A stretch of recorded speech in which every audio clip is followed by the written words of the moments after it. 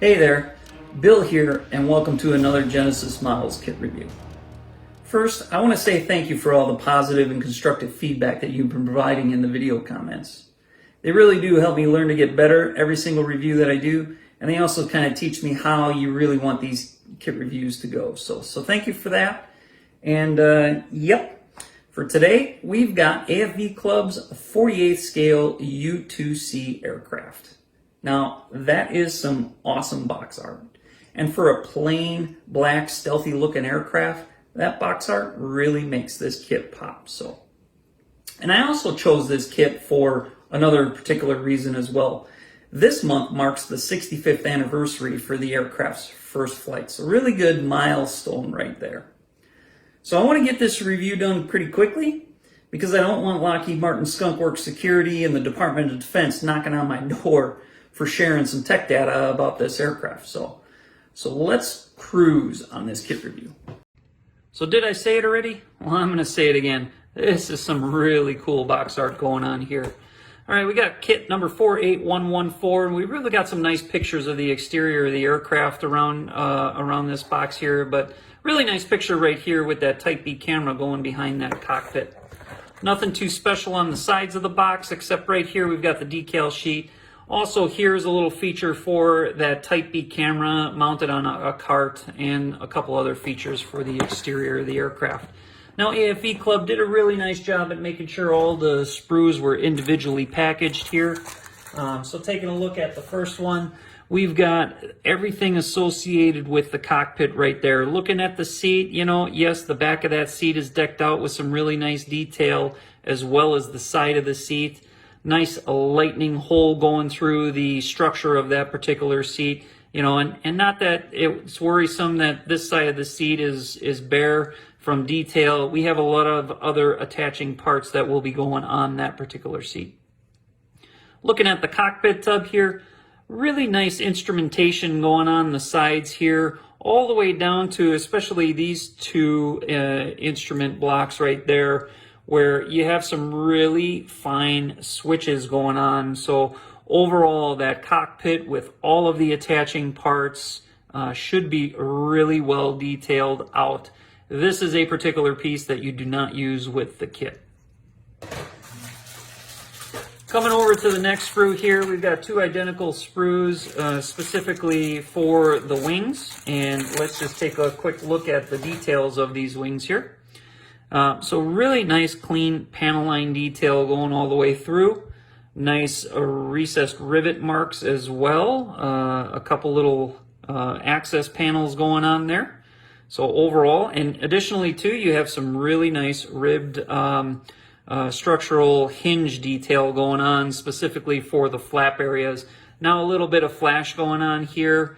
With that rugged texture going on, so something that you'll have to get a file when you get these two wing halves together and clean that up a little bit. Same consistent good level of crisp panel lines and recessed rivet marks going on for the flaps right here. You also have very similar exceptional level of detail going on right there with the horizontal stabilizer. I do like the fact that the trim tab detail is going on right there, so really cool as well.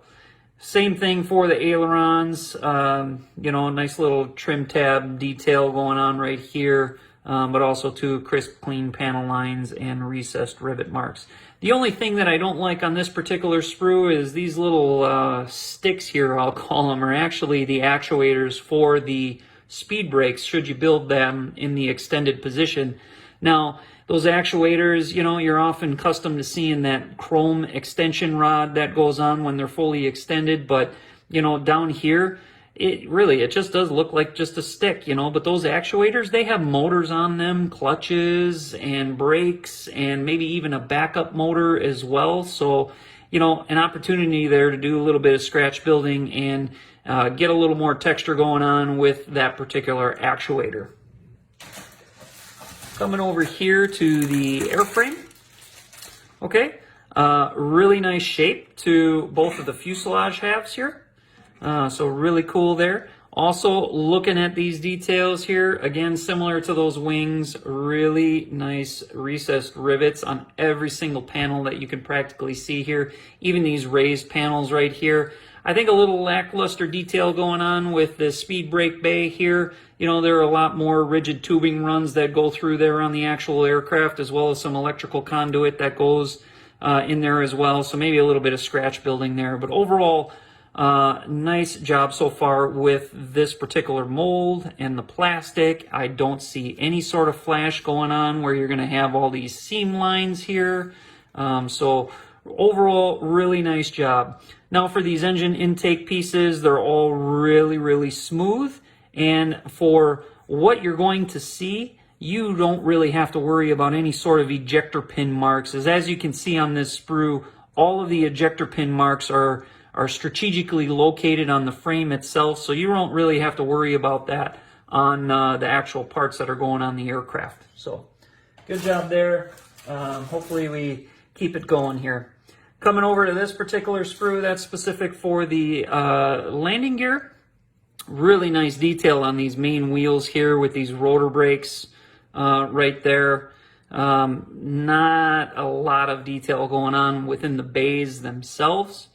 But then again, this is a really low sitting aircraft, so maybe not that big of an issue, but you know, if you want that peace of mind, you may want to do a little bit of scratch building in there to deck that out a little more. Now here's the main landing gear strut, specifically for the forward strut on this bicycle type landing gear system. Little bit of, let's see if I can get that here. Maybe if I rotate it this way. A little bit of seam line going on for this particular part, you know, pretty common for landing gear parts. It's really subtle along the strut right here. You know, a little bit of scraping should take care of that. And again, for those ejector pin marks, oftentimes for 48th scale kits and their landing gears, you'll see ejector pin marks on the struts, but you know, you can obviously see the strategic placement that AFV Club did for this particular kit. I love the structural detail with these landing gear doors. Let me zoom in, especially for these rear ones here.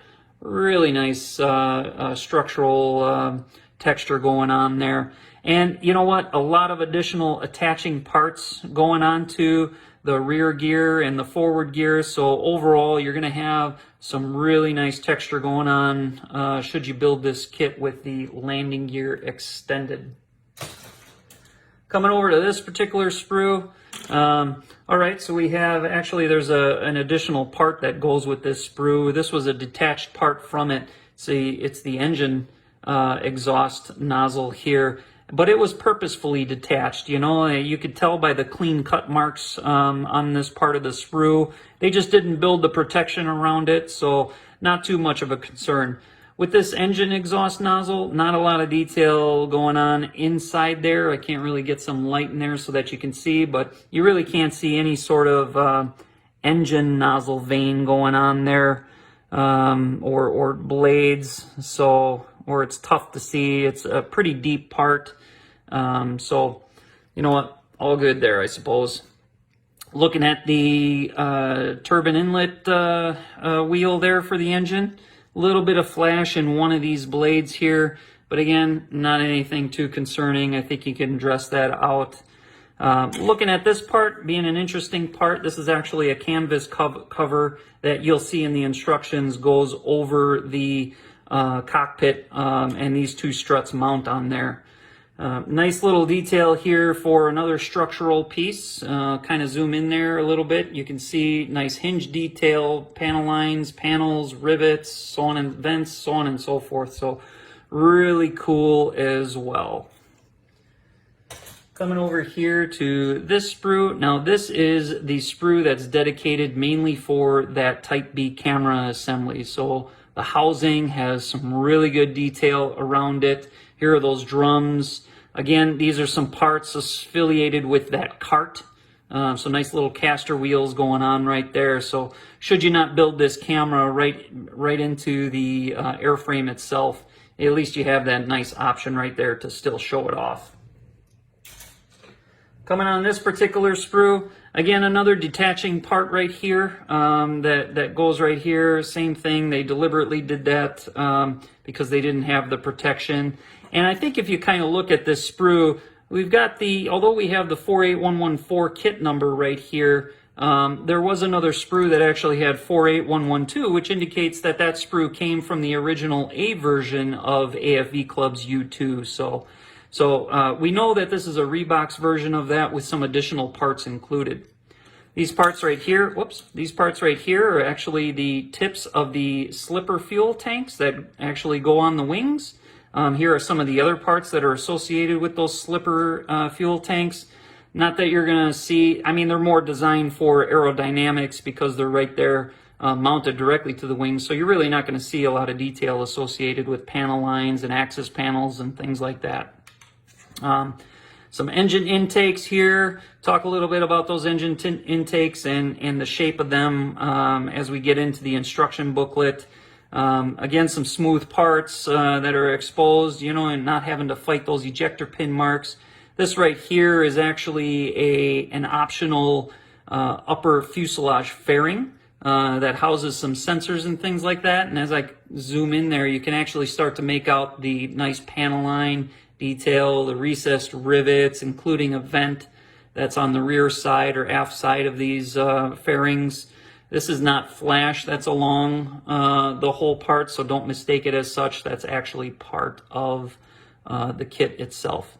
Just want to hone in on you know, this particular structural piece right here. Nice little recessed rivet detail going on, as well as on the perimeter of this particular fairing, which you can see that pretty clearly there. All right, coming over to the last portions of the sprues, which are the clear parts right here. So you have two sprues. We're going to hone in on this one first because this is the actual sprue that you'll be using for the U-2C model that this kit is intended to be. And this right here is the underside of the fuselage structure. So a lot of this is going to be painted, so you're going to have to do a little bit of masking so that you kind of keep some clear parts there specifically for the camera that gets installed on this particular aircraft. And this instrument panel right here, you know, really impressive for this particular part. You can see all of that fine detail associated with the instrumentation, the switches, displays. So really cool detail going on with the instrument panel right there. Now these are some duplicate parts that won't be used on the kit. Here's another part that's not used for it as well. That's the A version of the instrument panel. But take a look right here. We have really nice clear canopy parts going on right here, especially along the structural portions of those canopies where you can see all of the hardware marks and the riveting marks going on right there. So nice and clean. No seam lines that you have to deal with for those clear parts as well. All right, let's take a look at the decal sheet as soon as I get it out of the box here. I like the decals here. They are actually very thin decals. AFV Club printed them directly. I don't see pixelation going on. They're very nice and clean, well printed. Good colors to them, very flat, so they should go on the aircraft very, very easily with some simple microset and microsol. The only issue that I have are for these particular lines that are going on with these decals where they mark the no step areas. You can kind of see there that this is one humongous detail. So if you like working with carrier film, you know, go right ahead, knock yourself out. But you may want to consider cutting out what is actually going on the top side of the aircraft for these particular lines and various warning symbols and whatnot. So that's my only issue with the decals. Now something else in the box, a nice little poster. And did I not say already, that is some really cool box art. I love what's going on here. I am totally framing this thing.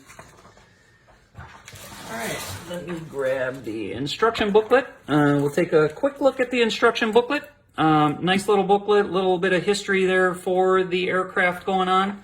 Nice glossy paper too. Several different options for paint schemes from the Guns line, Umbro and Vallejo, as well as Life Color. Typical aircraft fashion, the canopy instructions for that whole cockpit tub. We've got the Type B camera assembly going on right here. Some nice pictures of when everything is put together on that camera, how it is supposed to look, as well as that optional cart.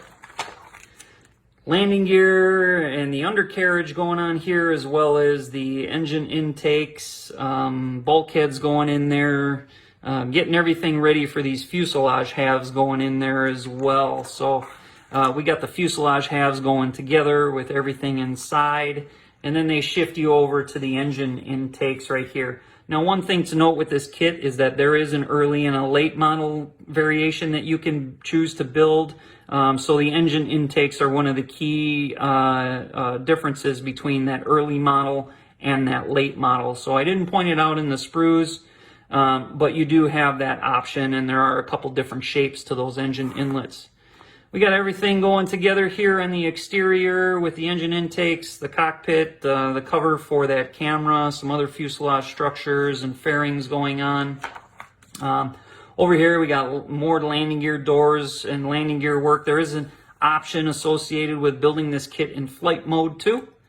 So some fairings, so on and so forth to finish up the exterior of the aircraft. A couple bits associated with the cockpit. Here is that optional fairing that'll go on top of the aircraft fuselage. You see that right here. We've got the flight control surfaces and the wings, horizontal stabilizers going on right here. Those slipper tanks going on the wings. Same thing for the other side of the aircraft. And then, we're starting to finish it up here with the wing installation, the outrigger gears. And here is that, canvas section for if you want to fit that over the canopy as kind of a display piece, certainly go right ahead. Otherwise, definitely not necessary. Paint schemes too. You got that traditional black finish. That's more the current day. Here is a midnight blue type finish, camouflage finish over here. One thing that they don't note is that for earlier versions of U-2Cs, you'll find this all over the internet where you actually see these aircraft in a natural metal finish as well. So something that you can play with and consider also. Hey, look at that. Is that not cool box art or what? Lastly, I just want to note, hey, AFV Club, they really do a nice job at making sure you're satisfied with this kit. They put the statement in there about if you're not satisfied with it, they'll deal with it ASAP. They even give you part numbers for the different sprues should you need replacements. So, you know what? Not all kit manufacturers do that. You're dealing with a good quality manufacturer that has great support when they write those instructions in the manual like that. This is a beautiful kit. And did I mention that this box art is awesome and I'm going to frame that picture? And kudos to the Skunk Works team that keeps this beautiful Dragon Lady flying even to this day. And for those of you that work with me, for the record, this video does not contain any export controlled technical data. So happy 65th first flight birthday, you two. I'm Bill Boudreau, this is Genesis Models, and I do hope you enjoyed.